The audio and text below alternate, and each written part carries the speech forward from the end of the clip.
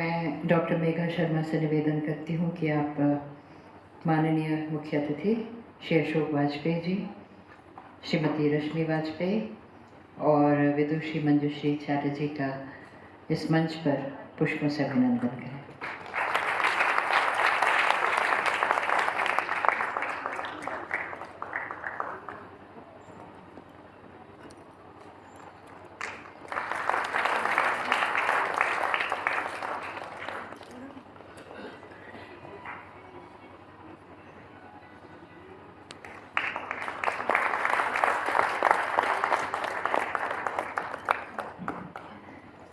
आज पंडित कृष्ण मोहन महाराज के परिवार के सभी सदस्य मंच पर उपस्थित हैं और अब मैं अशोक वाजपेयी जी से निवेदन करती हूँ, आप कृपया पुस्तक का विमोचन करें और सबसे निवेदन करती हूँ इस विमोचन में शामिल हों।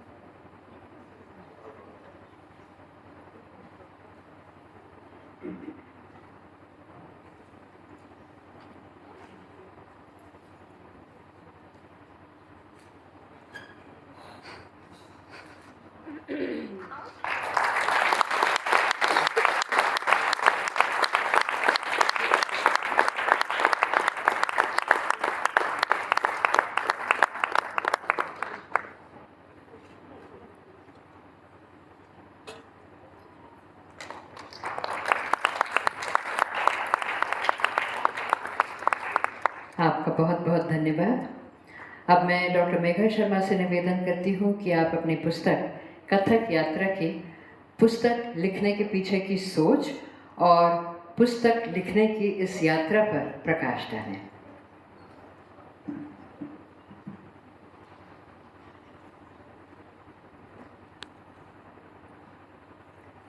नमस्कार। सर्वप्रथम जगत गुरु श्री कृष्ण और माँ सरस्वती के श्री चरणों में कोटि कोटि प्रणाम करती हूँ। मंच पर आसीन सभी मुख्य अतिथिगण और सभागार में उपस्थित सभी अतिथियों का मैं स्वागत करती हूँ, अभिनंदन करती हूँ। कथक यात्रा, जैसा कि आप नाम से ही इसका अर्थ सार्थक हो रहा है, ये गुरु जी की कथक यात्रा है। बट कथक यात्रा उनकी बहुत लंबी है, वो एक विशाल सागर है और ये सिर्फ एक बूंद है। इसको मैंने कैसे शुरू करना चाहा या कहाँ से इसकी शुरुआत हुई। सबसे पहले मेरी जो कथक यात्रा है या जो जहाँ से मैंने शुरू किया, मैं इंदौर की हूँ और इंदौर से मैंने श्रीमती रंजना जी ठाकुर और डॉक्टर प्रियंका वैद्य जी से पहली अपनी नृत्य की शिक्षा आरंभ की। उन्हीं के मार्गदर्शन में मैंने कथक केंद्र में अपना एडमिशन मेरा हुआ है कि वहाँ जाइए और वहाँ सीखिए। अब हमारे पास जितना था हमने दिया। मैं गुरुजी के पास आई, मैंने बहुत कुछ देखा, उनके पास रह के कई सारी चीज़ें सीखी। इस दौरान मैंने कई बार बहुत सारी पुस्तकें पढ़ी। उन पुस्तकों में मैंने एक चीज़ का अभाव देखा कि गुरुजी का जिक्र बहुत कम जगह मुझे प्राप्त हुआ। कहीं ना कहीं ये बात मुझे खटकती रही, क्योंकि जब हम उनसे सीखते रहे, मुझे उनके अंदर ऐसे कई गुण दिखे जो बाकी व्यक्तियों से, कई सारे कलाकारों से कुछ भिन्न हैं। तो ये जिज्ञासा हमेशा रही मुझे कि ऐसा क्यों है। कई सारी पुस्तकों में अगर कहीं है भी तो बहुत थोड़ा, ये भी बहुत थोड़ा है। ये सिर्फ एक बूंद है। मैं बार बार इस चीज़ को कहूँगी कि ये सिर्फ एक बूंद है और वो एक विशाल सागर। गुरुजी का व्यक्तित्व और कृतित्व, जो उन्होंने महान काम किए हैं, जो उनकी संरचनाएं हैं, वो आप लोगों से छिपे नहीं हैं, सब कुछ आपके सामने है। उसके बारे में मेरे पास शब्द नहीं है कि मैं किस तरह से उनको शब्दों में व्यक्त करूं।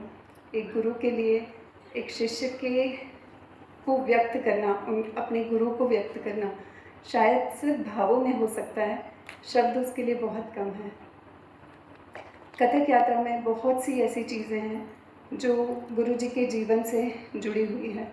उनका बाल्यावस्था, कैसे उनका लालन पालन हुआ, उनके पिता पद्मश्री शंभू महाराज जी सम्राट हैं वो भावों के, और ऐसे घराने में, ऐसी लखनऊ घराने की 7वीं पीढ़ी का प्रतिनिधित्व गुरु जी कर रहे हैं। इन सब को सुन के, इन सब को देखते हुए कई बार ये चीज़ आई मेरे मन में कि मैं इस पर कुछ काम करना शुरू करूँगी। और गुरु जी से मैंने आज्ञा ली 2013 में, और वहीं से ये यात्रा शुरू हुई। तो ये एक लंबा समय था जिसमें मैंने सिर्फ सोचा, बहुत सारी चीज़ें, कई गुरुओं का आशीर्वाद मुझे प्राप्त हुआ। शाश्वती दीदी, भास्वती दीदी, राममोहन गुरु जी, दीदी यहाँ चटर्जी दीदी, मतलब मैं इन सबके साक्षात्कार मैंने लिए हैं। उन सभी में इतने भावपूर्ण, उन्होंने इतने भावपूर्ण तरीके से उनकी भावनाएं व्यक्त हैं, वो सब आपको इसमें देखने मिलेगी। कई बड़े गुरुओं का आशीर्वाद, उनके साक्षात्कार, गुरु जी की जीवन यात्रा, बाल्यावस्था, फिर उनका लालन पालन, कई कठिन परिस्थितियों से उन्होंने गुजर के इस मुकाम को हासिल किया, और आज वो आपके सामने हैं। सबसे पहले